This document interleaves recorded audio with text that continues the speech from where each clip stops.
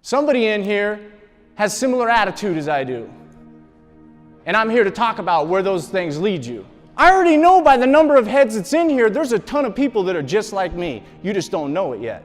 For the last 4 years, I've been traveling to some of the largest universities in the country speaking to the Greek life students. I came here to talk about my life story. I came here to talk about the choices that I made, the attitude that I had, and the consequences that came with those things. All across the country, we're trying to teach Greek life students about their choices and the consequences that come with them, about addiction and about mental health. My junior year, I signed a 3-year contract with Airwalk Shoes. I was the only amateur in the United States that had a contract with Airwalk Shoes. My senior year, I touched down on the BMX Racing magazine cover, the largest BMX racing publication in the world. My senior year, I was ranked #1 in the country. My senior year, I got sponsored by Spy sunglasses. My senior year, everybody would have said, Hoff's gonna be successful. That dude's gonna go off and race BMX. He's gonna be super successful. Don't worry about that guy. But what they didn't understand was when I took my helmet off, I wanted to kill myself.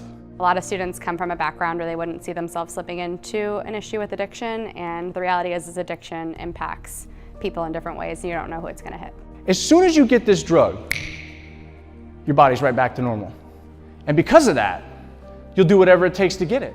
Students need to be educated on substance abuse and alcoholism, but how do you do that? Do you bring in a person that shares statistics? Do you bring in a doctor? Do you bring in a cop? Kids aren't going to listen to that stuff. And I think that that's why I've been so successful, is that I'm telling my life story, but talking about a lot of the things that I went through at their same age and how they can deal with that, how they can come together to have conversations with their brothers and their sisters and asking themselves some of the tough questions. When I put my gift away, I started going to parties. But I told myself this, I don't want to smoke weed every single day like my friends do. I said, I'll just smoke once a month. Next weekend rolls by, my friends know I smoke now. So they say, Hoff, you want to smoke? I said, yeah, I'll smoke. When you walk through this door and you step through for drugs, you don't get to turn around and walk back out because you think you're done.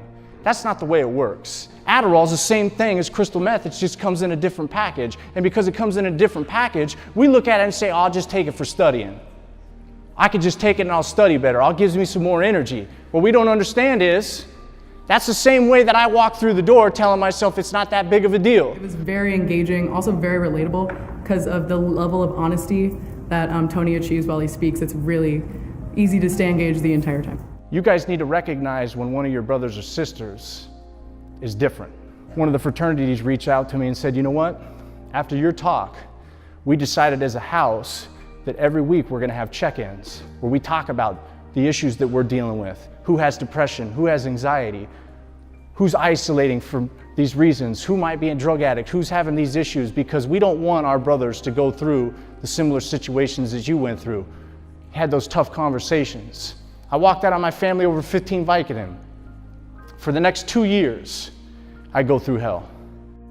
Bringing me in to speak puts the kids in front of a person who went from the cover of a magazine to committing a home invasion robbery to being homeless and going to prison, and somehow becoming successful after all of the negative things that happened in his life. And before I jumped over that chain link fence into that baseball stadium to sleep in that announcer's tower, I told myself, you're gonna die soon. I wanted to stop so bad I didn't know how. I tried so many different times to stop using. I just couldn't stop.